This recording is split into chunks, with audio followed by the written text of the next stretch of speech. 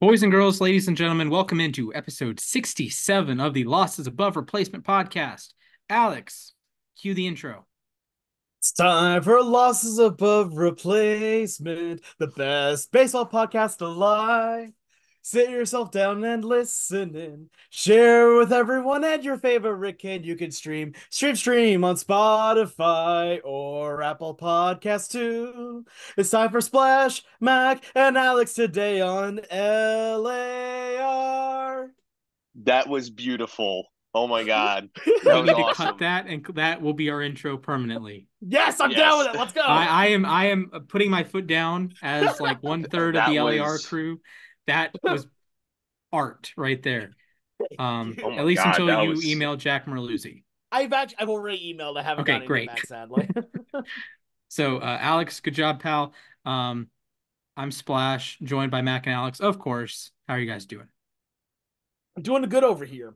If my beautiful song was an indication of that. No, but things are going all right on my end here. Just spent the weekend here, well, last night, scoring for a trivia final that one of my teams that I worked through on my trivia job actually got second place, so good for them.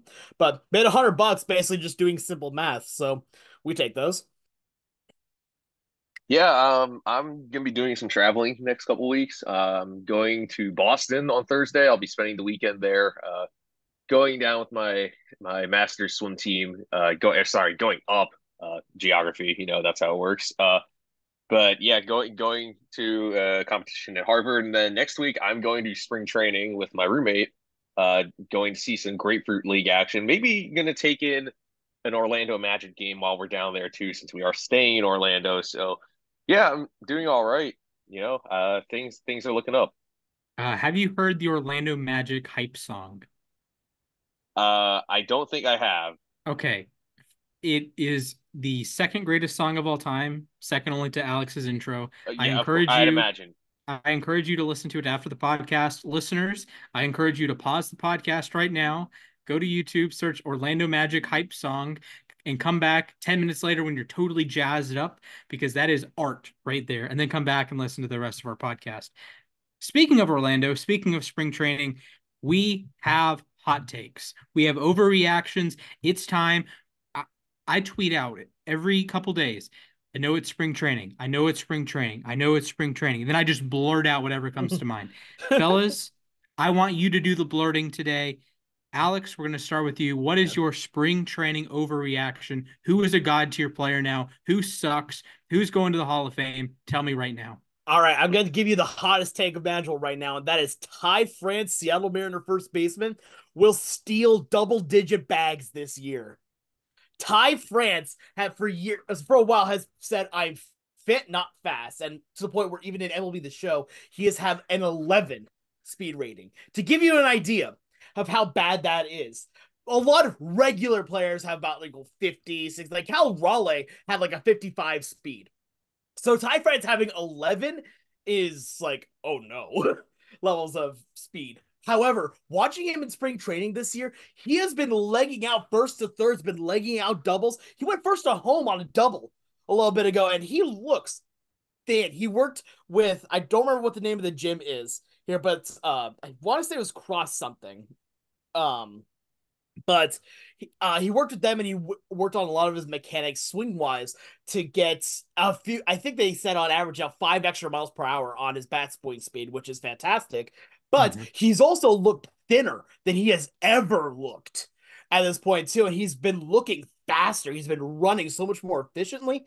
I would not be surprised if we see Ty France start to steal a couple bags here. There, he doesn't have any stolen bases in spring training yet, but he also hasn't been on base enough for it to really matter on that point. Plus, they're trying to keep him fresh. I think as soon as we get into the regular season, we're gonna see Ty France start to steal some bags. He's not going to be fit, not fast. He's going to be fit and fast.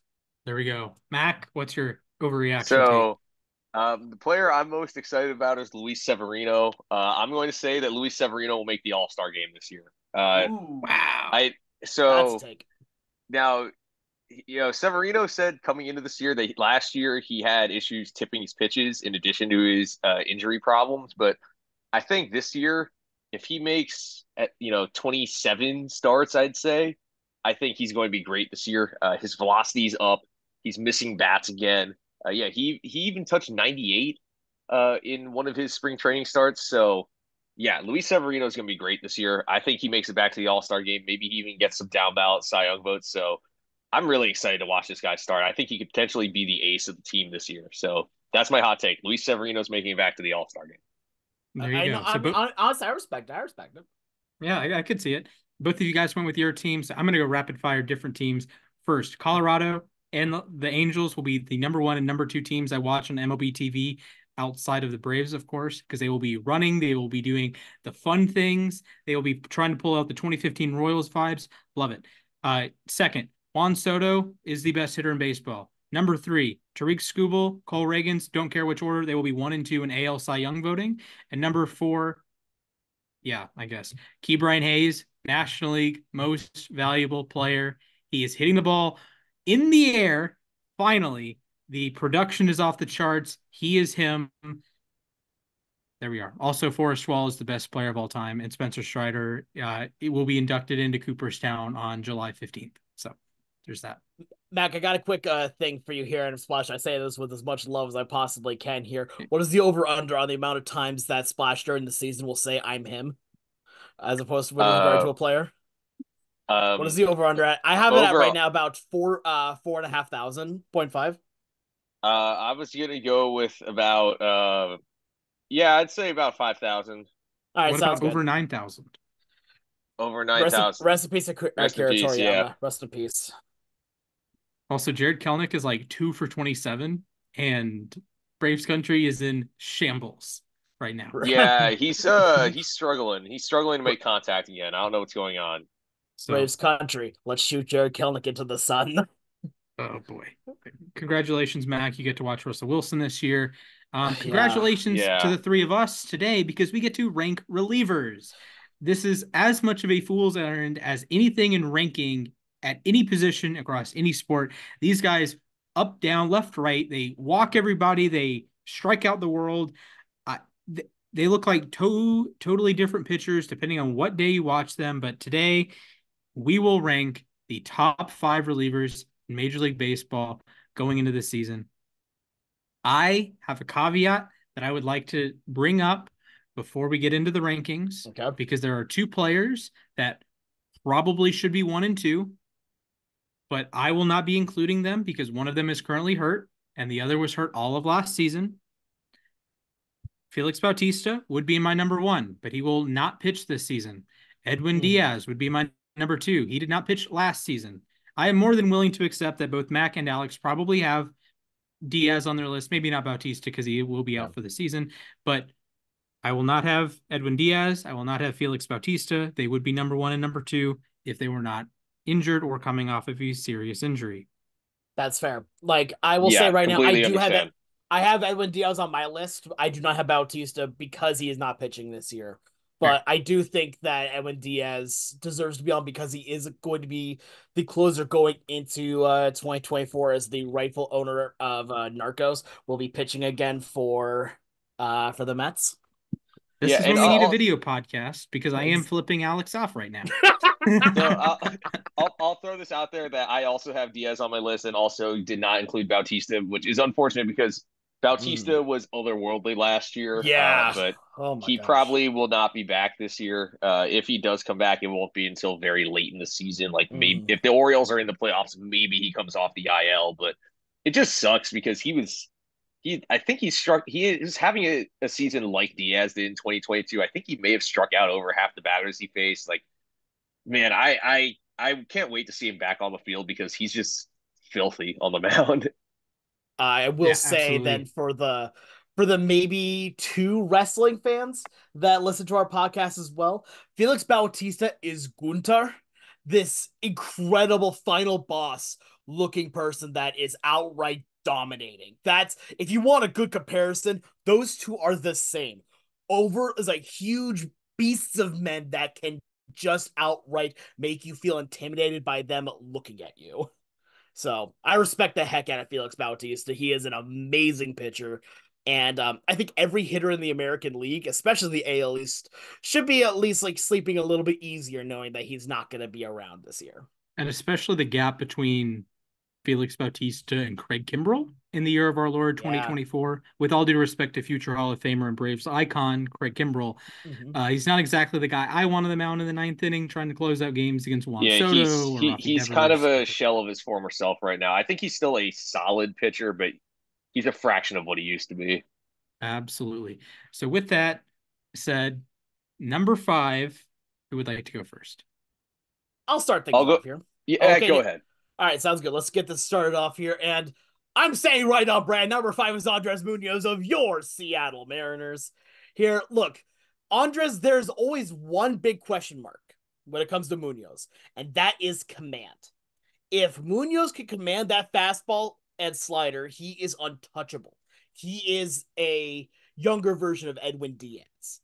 But the thing that comes to mind with him is that he's had trouble finding the strike zone and sometimes will throw a meatball. And it is really those mistakes that have cost him a lot in the last season. But there's one thing that happened last year that I don't see enough people talking about. He developed a sinker. Like, he developed a sinker, and as soon, and I mean literally as soon as he started using that pitch in games, he became Andres Munoz again. And I still fully believe, maybe this is a little bit of homerism in me, I think that Andres Munoz could be a top 3 before the end of 2024. Watching how he pitches, especially with how good of a bullpen he's going to have behind him, at this point around, he's going to get a lot of opportunities, I think, this year to prove it. And as long as he just keeps that command in check, he is going to be one of the best closers in baseball. Looking at right now what Fangraphs has for him, they have him at right now a projected .9 WAR here with 11, almost 12 strikeouts per night, which is pretty solid, not the best. Funny enough, also a pretty decently low walks per night as well, projected at 3.36, which honestly, I'll take that with some of the other closers on a lot of lists are in the fours even. So I'll take that. Again, the big question mark when it comes to him is, can you command that fastball? Because you don't even need to throw the slider for a strike most of the time. Just throw it so it starts out middle of the zone, then just goes wait to the left, and you're gonna get people swinging and missing on that all day long. Yeah, so Munoz is one of a number of guys that I was considering for this list. I'll just give you some of my honorable mentions. It's Munoz, Emmanuel Clase, who was great in 2022, wasn't as good this past year, kind of lost some velocity. Pete Fairbanks, I think, is a very underrated reliever, but I had to leave him off. Ryan Helsley, another guy who I had in my list last year. He just battled injuries, and I think he was still a good reliever, but he's not quite top 5 anymore. And the last one that I barely left off was Yohan Duran. I think he's a guy who next year will probably be on my top 5. As with Munoz, I think with Munoz is that he kind of had a rough last 5 or 6 weeks of the season, which inflated his numbers. But I fully expect at least both Munoz and Duran to be in my list when we go over next year. Number 5 for me is David Bednar from the Pirates. This man is fantastic, and I feel like he's underrated because he pitched for a Pirates team that wasn't amazing this year, but he led the National League in saves with 39, 80 strikeouts and 67 to third innings, made a second straight All-Star game with a 2.00 ERA. His strikeout rate dropped, but his expected stats all got better. His hard hit rate was lower. His walk rate was actually the same, but yeah, his expected ERA dropped from 3.22 to 2.84. His xWOBA got better. His WOBA got better. His expected slugging got better. His expected batting average all got better. His sweet spot percentage went down. So Bednar does everything you want as a closer. He rarely has to fight his way out of jams. So I really like watching David Bednar pitch. So he's my number 5. But like I said, there were a number of worthy candidates for this list. Yeah, relievers are always tough. Like I said in our little intro, that they they're all over the place. Year to year variance is just crazy with these guys. And that's even true with my number 5. That's Emmanuel Clase, that he was my number 1 reliever last season. I had the famous comparison that Clase walks home at night safely and Edwin Diaz walks home at night with a taser. So they both get home safely, but Edwin Diaz might need to use the taser because he like strikes out 100 batters per 9 innings. Clase did not have quite as good of a year, but the expected stats, all of the under the hood stuff were still in the top 10 percentiles in baseball. A 3.04 expected ERA, a 5.3% walk rate, an expected WOBA 271. All of these are great. They're just not quite as good as the best reliever in baseball that I thought he was heading into last season. He doesn't allow many barrels. He gets a ton of ground balls, about 57%. He's pumping 98, 99 mile per hour cutters and a 91 mile per hour slider. So absolute filth. I wish he struck guys out a little bit more. His strikeout rate did dip from 28% to 21%. So if he's back at 26%, 27%, 28%, that expected ERA is going to be back in the twos. His regular ERA is going to be back in the ones potentially. He's a guy with a career 2 ERA. Come on now.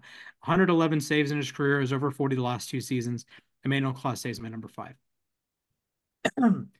Yeah, So Clase is a guy I wanted to put in my list, but like I said last year he just wasn't the same last year, which is why I think he regressed just enough to the point where I had to leave him off. I'll go with one guy that in a world where relievers are up, down, left, right, there's one guy who is always good. Not saying he's the best, not saying he's number one, not saying he's going to win Mariano Rivera awards or Trevor Hoffman awards, but this is a guy that if you go back to 2016, he has just one season with an ERA above 3. You guys know him. You guys love him. It's Raisel Iglesias. 2.75 ERA with Atlanta last season. Expected ERA, low threes. Chase percentage, 35%. You're just chasing everything out of the zone. 89th percentile whiff rate, 88th percentile strikeout rate. And Iglesias, as much as I think he walks guys, in the grand scheme of relievers, in the grand scheme of major league pitchers, he doesn't. He's 78th percentile walk rate, 6.5%. Doesn't allow too many barrels. Just enough on the ground, about 43%. The fastball was not very good last season. Either the sinker or the four-seamer, they both got walloped at times. But he was very good with the off speed. His changeup was +5 run value. His slider was +7 run value. So if his fastball is just average, it was -1 run value last year on the four-seamer. His sinker, he threw it as little as he had as a Brave. He is very good. He's very consistent. I'm not saying he's going to be on this list permanently. He is getting up there in age. He's 34 now. But I will give him the benefit of the doubt that he's had a sub-3 ERA every year but one since 2016. And even that year, it was in Cincinnati with the juiced balls in 2019. And he was still above average, a 112 ERA plus. So Raisel Iglesias is my number 4. Yeah, and I think Raisel is honestly a good pick. He's not in my top 5, but that is only because I personally like the guys above him a little bit more. Raisel, I'll say one really nice thing about him. I remember watching a game that was on Apple, of all things, and on it, Harold Reynolds was on the call, and he was talking about Raisel Iglesias, saying, when this guy is on, I don't think it's possible to hit against him. And I was like watching, and I'm like, you know what? I think he's actually right. When Raisel has his stuff, it is insane to watch the movement on his pitches. You guys brought up the name of my number 4 guy here a little bit earlier. I went with Emmanuel Clase. And for me, you'll notice kind of a theme with a lot of my guys, and that is in the closer position. I love a good fastball. I love a fastball and a sinker that can top out 100 plus, because I think that when you're in the 9th inning, you need to have someone there that can just blow it by a hitter. They're tired already from a long game. Here, you need that extra velo to just come in through. And man, Emmanuel Clase is one of the best in the business at doing exactly that. He's got a great slider. He's got a great fastball. Here, I agree. Last year he had a down year, but I still think even with a down year, he is still a dang good reliever. Here, the biggest issues that I have kind of with him overall is the fact that, yeah, he is coming off a bit of a down year. And with Cleveland, I'm not sure how many save opportunities he's going to get. Yes, it's not the best division overall, but the offense there is not very inspiring to me personally. So does that diminish him at all as a reliever? No. But it's pretty clear he's mostly only going to be used in like 9th inning scenarios, maybe a little bit in the 8th inning. But just looking at the stuff that he brings to the table, an incredible fastball, a great slider, and a couple other pitches that he'll just kind of mix in a little bit just to tease a hitter like that, I think he is well worth being in the top five. So my number four is someone who, if you told me, 3 years ago that this guy was a going to be a top five reliever, I would have just ignored you, quite frankly, because he was constantly on the waiver wire. I'm talking about Evan Phillips. He's my number four reliever. This man, I'm telling you, he could not latch onto a team. Finally gets picked up by the Dodgers, and last year he was fantastic in 2022. 1.14 ERA. All right, maybe he wasn't a 1.1 ERA last year, but as the closer in 2023, 2.05 ERA, 3.11 expected ERA. His sweeper is actually his best pitch, not his fastball. He does throw a fastball that sits in the mid to high 90s, averages 96, but his sweeper had a plus 12 run value. It had a 42% whiff rate, 43% strikeout rate, and also he's a reliever, kind of like what you were saying about Clase. He doesn't really walk guys. He struck out 66 batters against only 13 walks and 61 in the third innings. So that's a 5.6% walk rate, which is the lowest of his career.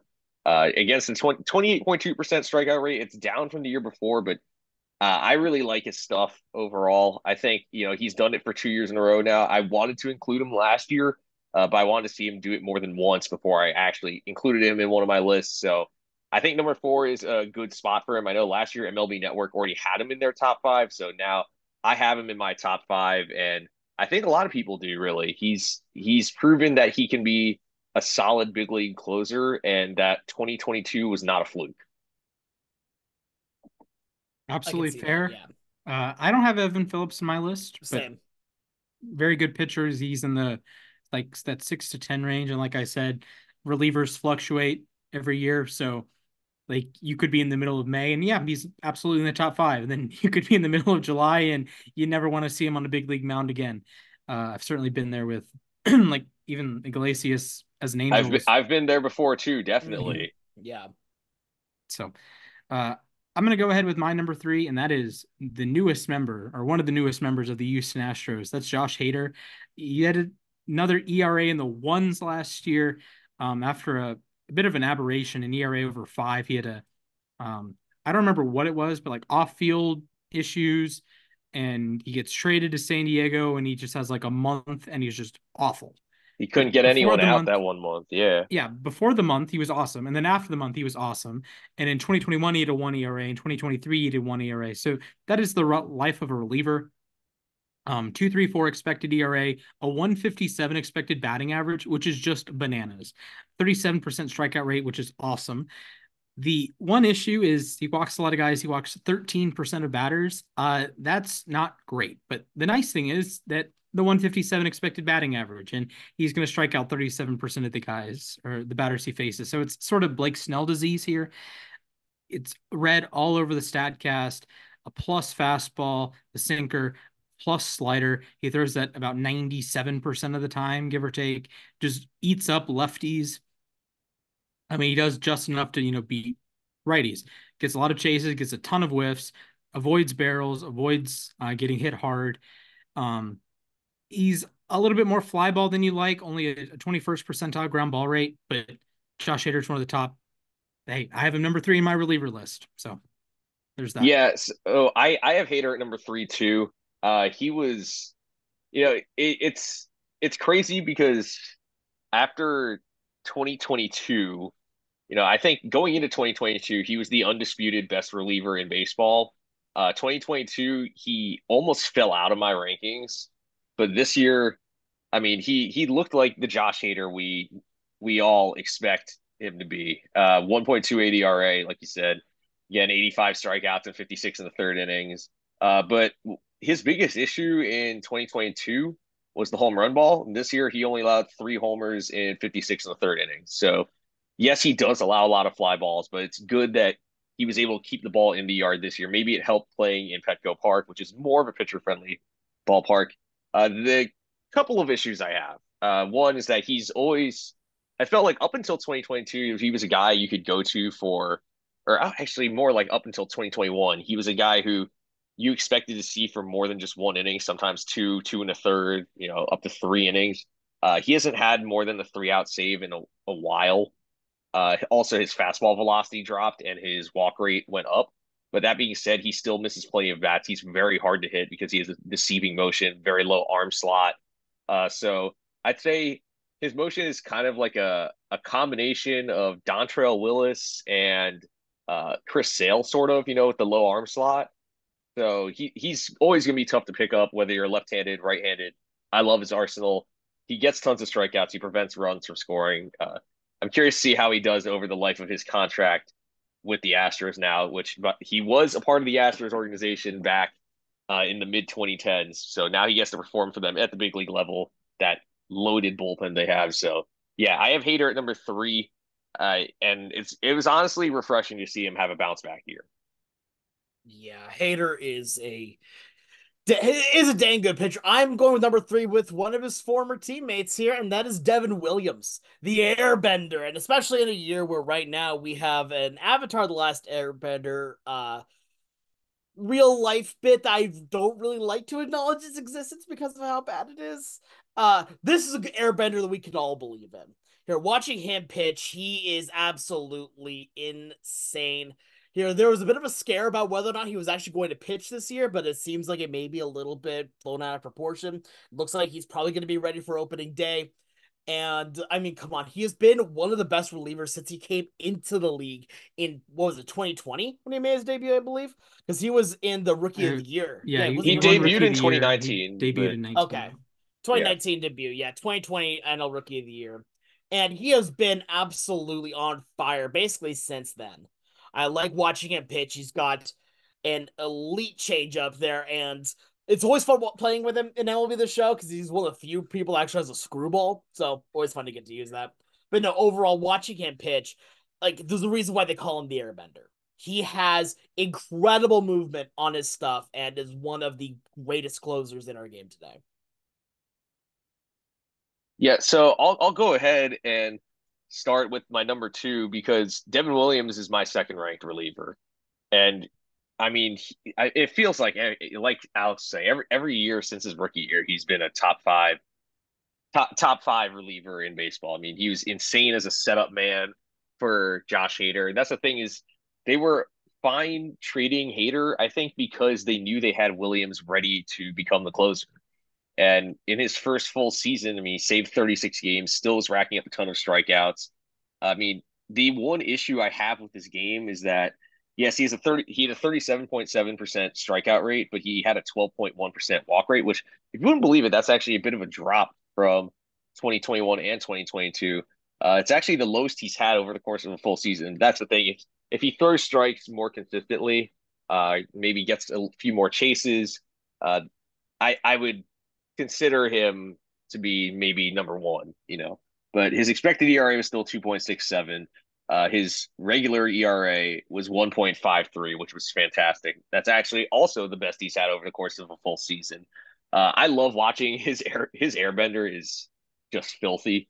42% strikeout rate again this year. 42% whiff rate, 37% strikeout rate. By the way, he also had a 41.8% whiff rate on his fastball. So while he doesn't throw the hardest with his fastball, because he gets so much extension, his stuff plays up, and he's really fun to watch. So I think the Brewers, they're kind of in a tough spot right now, but one thing they will be able to rely on is Williams. So he's my number 2. I wouldn't be surprised if he's number 1 on anyone else, on other people's lists. Yeah. Devin Williams is number 2 on my list. Like Max said, the elite airbender, the changeup, allowed a batting average of 0.97. So for every 10 hitters that came up to bat, on average, only one of them got a hit out of the 10. Although he did walk a lot of guys, 12% walk rate, like you mentioned. That is always scary, but this is the 4th year in a row he's at an expected batting average below 175. This year was 171, no different. Just limits hard contact. A lot of things are on the ground, about a 48% ground ball rate. Like you mentioned with the extension, his stuff plays up. Just he doesn't allow batted balls to be hit hard. And if you can even hit it, right? 99th percentile whiff rate, 99th percentile strikeout rate. He's just incredible. Now, a little bit of a two-pitch pitcher with a changeup and fastball, mixes in the cutter from time to time, about 3% of the time. But the changeup, the airbender is so good that it doesn't matter, right? It doesn't matter. You're going to see it, potentially once, maybe twice in a series, and you're done, right? He's going to pick up his 2 saves and carry on to the next series. So Devin Williams is my number 2. Alex, who's yours?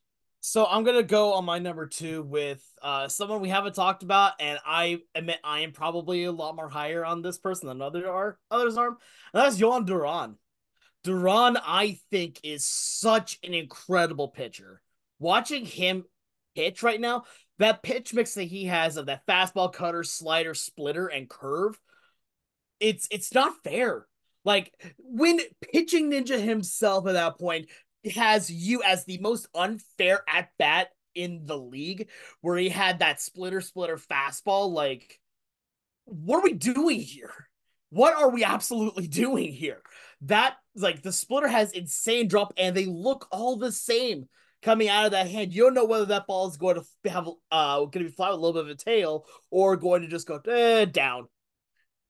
You don't know. You have to guess. Like, you can't react. You have to guess and hope you're right. And guess what? He's got 4 to 5 pitches that all of them can get you out. So that's 100% chance of making a guess, or 50% chance, like say if it's with with Evan Williams, that now turns into a 20% chance. And that's only if you get it correct and can catch up to it and can predict the location on it. So right now, Yohan Duran is just so dang good. I love watching him pitch. He is such an interesting arm guy, just because we don't see that kind of stuff very often. Like, most of the time when we talk about closers, we talk about, like, say what I brought up with Munoz, right? It's guys that pound the ball in, have a good bit of movement to them. Duran takes that and then elevates it. He has a fastball that could go above 100. He has that splitter that it looks like it drops like 4 feet. He has a curveball that looks like a yo-yo. He has a slider that looks like a frisbee. Like, what do you want? What do you want at that point? He takes everything that other closers do and then steps it up a notch. Alex, you just spat facts, but you did not speak facts hard enough, because my number 1 reliever in baseball is Yohan Duran. This man is pumping 102 miles per hour right down the pipe, and you can do nothing to hit it. Expected batting average allowed last year, 185. Expected ERA, 260. Those are 98th percentile, 99th percentile in baseball. The year before, 2.20 ERA. He strikes out 33% of batters for his career. You mentioned the incredible fastball, the incredible split. It is just positive run value everywhere. +4 run value on the 4-seamer, +4 on the curveball, +8 on the splitter. Last year, +9 on the fastball, +8 on the curveball. Just absolutely filth. Everything's red on the StatCast page, it feels like. And he's pumping 102, 103. So even if it's not like the best placement on every individual pitch, you still have to prepare for 103, right? 102, 103. And then you have the split that plays off of it. You have the curve that plays off of it. He's in 3 sort of velocity bands, 3 different directions with his pitches, that it looks the same. You throw the 4-seamer at the top of the zone, you throw the splitter and the curveball down, out of the arm, they look the same. Halfway to home plate, they look the same. And all of a sudden, they split across, and you're swinging underneath the 4-seamer at the top of the zone. You're swinging on top of the curveball, on top of the splitter. And my favorite thing about Duran is not pumping 102. It's not the whiff rate. It's not the strikeout rate. It's the 99th percentile ground ball rate. You're telling me a guy that's elite at striking guys out, 96th percentile, is also getting the ball on the ground at 66% clip. So if you do make contact, which you probably aren't, but if you do, it's right in the ground. This is why I love Logan Webb so much in our starting pitching list last week. You can check that out. Yohan Duran, I think he's the best relief pitcher in baseball. The stuff is nasty, but the results, the process, how he generates outs, it's exactly what you want in a pitcher. Strikeouts, number 1 priority. Okay, if you're not getting a strikeout, what's the next best thing? Like, infield pop-ups, technically. But third, ground balls. You're erasing walks. He has a 9.8% walk rate, which is in relievers terms not bad, not great, not bad. 29th percentile across baseball. But hey, that guy's going to get erased as soon as Duran throws a 99-mile-per-hour splitter and you beat it into the ground. It's a little 4.63 to turn two. So, Duran, my number one pitcher, number one reliever in baseball. Yeah, I'll say this much that uh Duran was very tough to leave off my list. I would say he was like right on the edge, number 6 for me. But I definitely see the argument for why he could be the best reliever in baseball. I mean, it's really really close. I think, but the margin between him and Bednar, and even him and Phillips, was not much. But he was, yeah, he kind of caught, uh, he fell between the cracks in my list, I feel like. But I'll go ahead with my number one, and call me what you want. I have Edwin Diaz, my number one reliever. Now, I think this goes beyond just his A, the trumpets, and B, his numbers in 2022, which, by the way, they were fantastic. He struck out over 50% of the batters he faced. But even if you go back to 2020, he's a 2.27 ERA since 2020. I would just like to point out that everyone in the Mets fan base wanted this man out of New York in 2019, a year where he got incredibly unlucky, and even his advanced stats showed that he was a fine pitcher that year. He just got burned by the juice ball a lot. It was pretty bad. But the other thing is that you saw what happened to him, or saw what happened to the Mets bullpen when Diaz was hurt. And this kind of speaks to the point that Alex had about Cal Raleigh when it comes to the catchers, that Diaz's impact on the team is part of the reason why I have him at number one. In 2022, the Mets bullpen had an ERA of 3.5. It was actually the relievers had a lower ERA than the starters. It's 3.55 in 2022. They were charged with 19 losses all season. In 2023, when Diaz was out, the relievers had a 4.48 ERA, and they were charged with 36 losses. And I want to point out that 13 of those losses came in the same month, in June, when they went 7-19. So, I remember at the beginning of last year, I was wondering if the Diaz injury was really going to derail the Mets season, and it did. So, I think with a healthy Diaz, the Mets bullpen, it's like night and day. And so that's just another reason why I think he's the best reliever in baseball. I'm really really excited to watch him pitch this year. He's making his Grapefruit League debut tonight, and I think with a healthy Diaz, the Mets, the chances that they make the playoffs go up exponentially. And it's just, I can't wait to hear the trumpets blare through the PA system for the first time this year, and I hope to hear them a lot this year. So yeah, I'll just go right into mine. My number one is Mariner legend, Luis Torrens, catcher from the New York Yankees. No, it is actually a former Mariner legend, and it's also Edwin Diaz. Um, the rightful owner to Narcos, as said by Blaster Jackson, Timmy Trumpet, is look, when he was out, when they said that he was out after the World Baseball Classic, like I was dumbfounded. I was sad because I love watching him pitch. Watching him go at people with that huge fastball of his, a huge slider of his. We're talking about Euron Duran with having an amazing fastball, amazing splitter, all that. Diaz doesn't need all of that. He needs his fastball and his slider, and he will beat you just like that. That's what he does. That's what he's been doing. He is such an amazing arm talent where whenever he does exactly what I think a closer needs to do. And that is not just be able to shut down people, but he gets other people into the game. He gets a team fully ready to go. And you know what? Like, I'm not saying that other closers don't do that, but I have not seen a team or a fan base rally around a closer like that in a while. And like, don't get me wrong, like there's a lot of great closers out there that also have great theme music. Matt Clute's gonna be talking about that later on, obviously. But I have never seen anyone quite like Edwin Diaz's. Not since I think Sandman. Enter Sandman with Mariano Rivera. Like watching what he does, I know that I'm going way off of the stats and all that, but that's what Edwin Diaz does. He goes off of the stats. He is such a good arm talent. He's a player that is able to get that swing and miss incredulously easily. The number one question that you're going to have with Edwin Diaz is, can he stay healthy? He had a leg injury last year. Leg injuries are big for MLB players, including relievers, who a lot of people just think that they're all just arms. As long as their arms are fine, it's okay.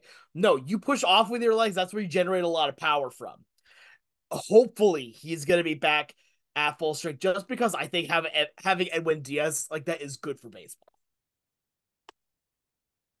Yeah, and I mean, like I said, I can't wait to see him back on the mound. Apparently, he's looked really good in the minor league scrimmages, which I know is kind of spring training. It's whatever spring training, yada yada yada. But the fact that he's healthy is just a big plus. I'm not expecting him necessarily to replicate what he did in 2022, but I expect him to be, about 80% of that.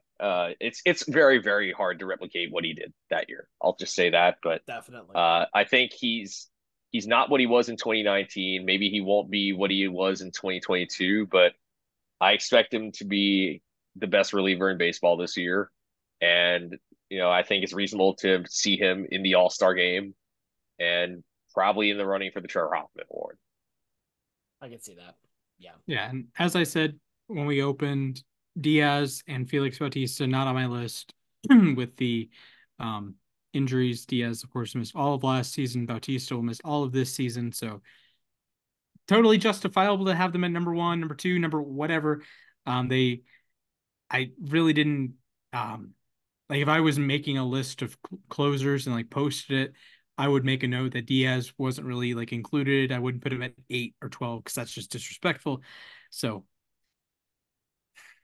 Fair enough. hopefully, I Yeah. mean, hopefully for the Mets' sake that Edwin Diaz has a even year season and he's just nails like he was in 2020, 2022, even 2018 with the Mariners. So Mm-hmm. with that, I heard through the grapevine that a certain Alex has a trivia. I Is that what they're called? I Trivias? believe, yeah, I believe it's called Travia. Ah, Oh Travia. okay. yeah, It's I know what you're talking ancient about. Yeah. ancient San Diego. Um. Okay. Sure. Anyway, I do have trivia, guys. It is time for everyone's favorite segments here at Trivia Time, as I will be testing Splash and Mac on a certain baseball category. And we're talking relievers, we're talking closers. So I figured we keep with that format here today. We're going to talk closers from 2023. And I want you guys each to name, you each are going to get to name three players. Three players. And whoever has the most saves of those three for the 2023 season will be today's winner. But there's a catch, right? We all know the big names. We all know a lot of really good names that did extraneously well last year. So there's a caveat.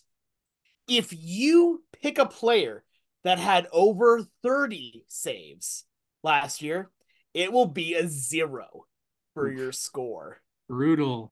Yeah. I was What? looking at the list here. Yeah, you can't just go with the big names. You've got to try and find the sweet spots. There are a grand total last year of 11, I believe it's 12 uh closers that reached over 30 saves. I need you to name the closers that had less than 30 saves. So are we trying to get as close to 30 as possible? So you want to have the most saves. Okay. So let's say, like, again, you So said one Price that is Right had, rules. yeah, well, yes and no, yeah. So, well, you each are going to name three, guys, one after another, draft style. And if you name a person that has over 30, you're going to get 0 points. If you name someone who has under 30, you're going to get points equal to the amount of saves that they had. Okay. Yeah, and whoever has the most All points right, I after get your it. three picks will be the winner. Okay. So I have a dice with me right now. Splash, would you like to call evens or odds? Give me odds. I've rolled it as a 5, so you Yeah. will is that you can pick first. All right. I will receive the kickoff and I will my kick returner today will be Yohan Duran. Yohan Duran.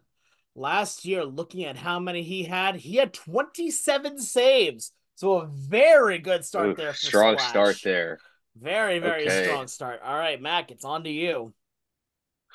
All right. I am going to go with I just lost the name I was thinking of. I am going to go with man, what I give me a second. Literally, I had Take your time. I'm going with Pete Fairbanks from Tampa Bay. Pete The second best Pete. Fairbanks. So looking at Pete Fairbanks, he is under 30 saves. He has 25. So another good start there. Both of you There you off go. to a good start. Splash currently ahead by 2 points. Splash, it is back to you. I was crapping on him earlier, but he had a bunch of saves. Craig Kimbrell. Greg Kimbrell is a correct answer. He had 23 saves. Okay.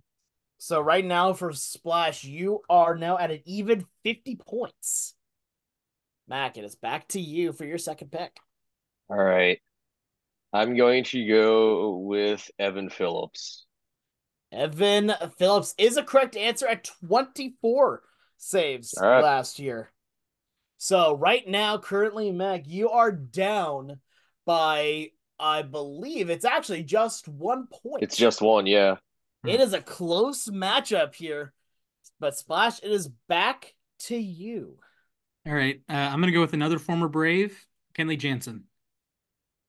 Henley Jansen. I don't know about Splash. that one, man. That is the best pick you could have made. That is Let's go, baby! 29 saves. Oh my God. Ice in the veins. Ice in the veins, right I there. might So be I toast.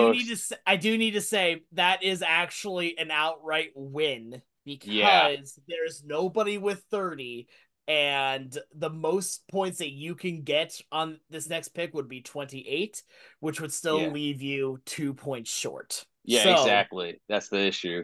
all right, do you want to take a stab at it anyway just for competitive sake? Yeah, yeah. I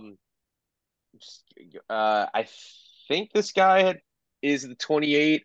I just know he was really good in the first half, and then like the rest of his team, he completely folded in the second half. So I believe this is Carlos Estevez. Carlos Estevez would have gotten you 0 Oh, what? points. He's at Actually? 31 Oof. saves. Oh man. Wow. I'll be honest, Tough. I don't know who this 28 guy is then. Is it The Clay 28 Holmes? guy Like, is Kyle Finnegan of the oh my Washington God. Oof. Nationals. Yes, Oh. okay. I would not have gotten that. Hunter Hardy But clears. yeah, So Hunter yeah, Harvey's probably going to be their closer this year. So Yes. yeah. So final score in this one, Splash. You are today's Victor. A final Vicar. score, Okay. Here you yeah, like a nice little Vicar basket. Anyway, a final score of 79 to 49. Congratulations to you, Splash. go. GG's, Mac. GG's. GG's. That was rough, but yeah, It'd be Yeah, like that. I was thinking about trivia to do for relief pitchers, and I'm like, it's too easy just to go with guys like Clase, Bednar, Doval, yeah, that kind of exactly. I stuff. get that. I'm like, let's make this evil. Well, my trivia segment next week should be a lot of fun, but I'm hey, glad we're still this week, we sadly. are still this week. Sadly.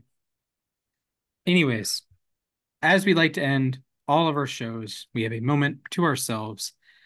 And I would like to go first because I have something I'm quite passionate about Go that for it. annoyed me in baseball this week. So, someone feel free to count me down.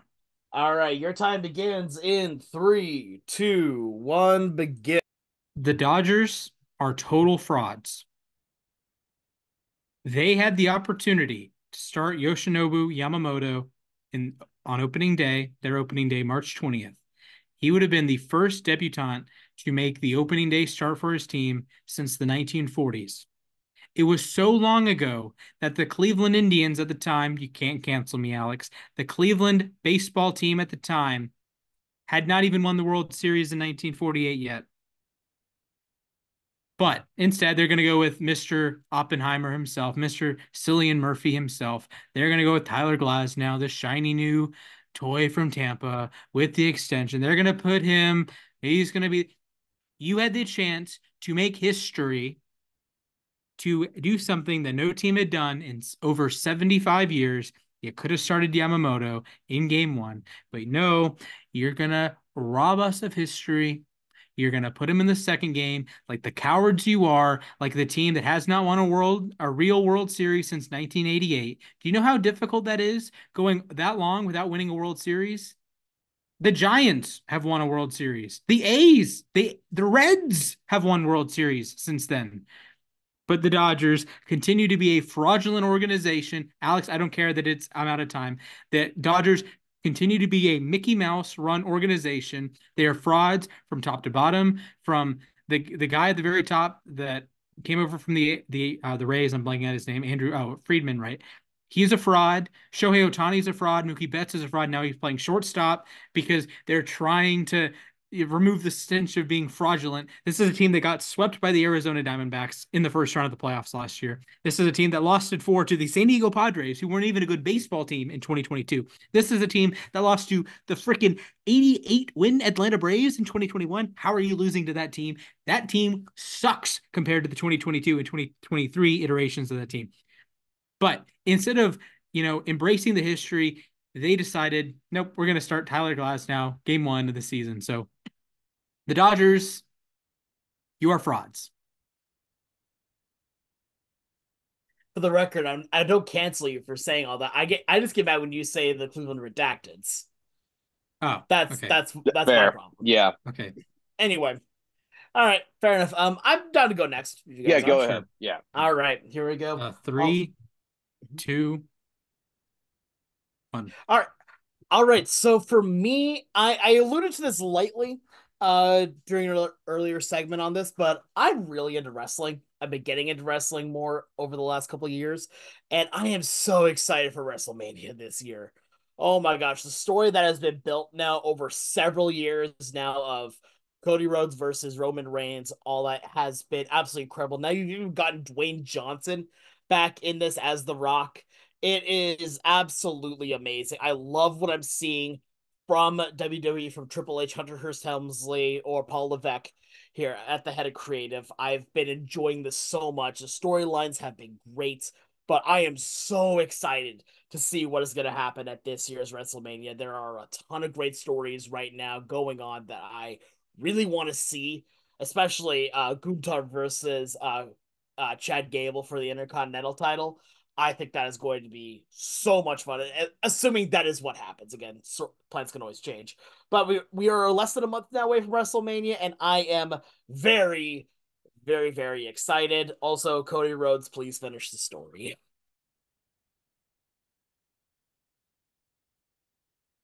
All right. I think so yeah, I'll go. Obviously, I'm the last one to go. So Sure. all 3, right. 2, 1. So all this action happening in NFL free agency just kind of got me thinking about uh the, you know, I feel like in the NFL and in the NBA, free agency, it all moves kind of quickly. I will say that I was getting ready to go to bed when Russell Wilson signed with the Steelers last night. But seeing all these big signings really just makes me wish that baseball free agency moved at a faster pace. We are in mid-March, and Jordan Montgomery and Blake Snell do not have teams yet. I was just, thinking myself, what if Major League Baseball chooses to, I don't know, maybe implement a deadline of some sort. But really, it's just that I wish that this process moved a little quicker.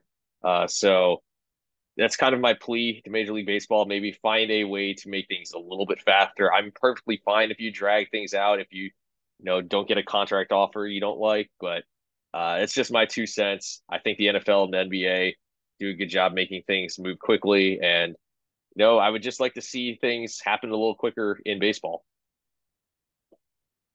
On the subject of NFL free agency, I just got my heart ripped out and like punted. The the Chargers signed Gus Edwards, and Oh I'm dang. looking at my Gus Edwards jersey hanging in the closet, and that's very sad. So I do want to see one thing on NFL free agency that also just dropped right now that I am very, very excited about.